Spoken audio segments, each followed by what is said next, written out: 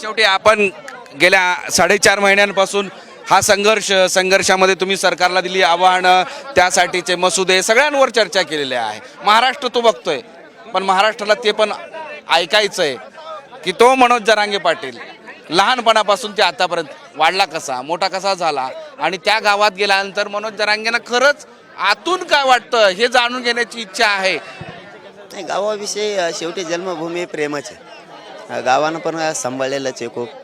शेतीत कामं करताना आम्ही सोबत केले, आवतं हाणताना नांगरा हाणताना सोबत हाणले.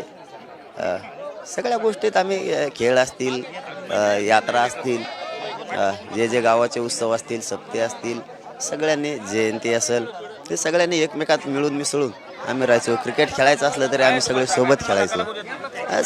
सगळ्या गोष्टीत आम्ही परिपूर्ण होतो, सगळ्या गोष्टी.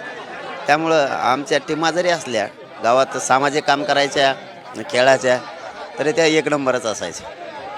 थँक्यू. आपल्याबरोबर आमच्याबरोबर तुम्ही साम टीव्हीचे असा सविस्तरपणे गप्पा मारल्यात.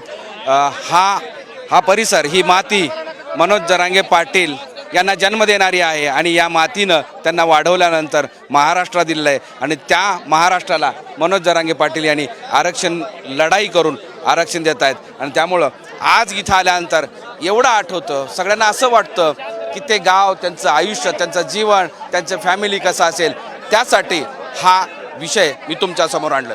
मोहम्मद इरफानचा माधव सावरगावी, साम टीव्ही, छत्रपती संभाजीनगर.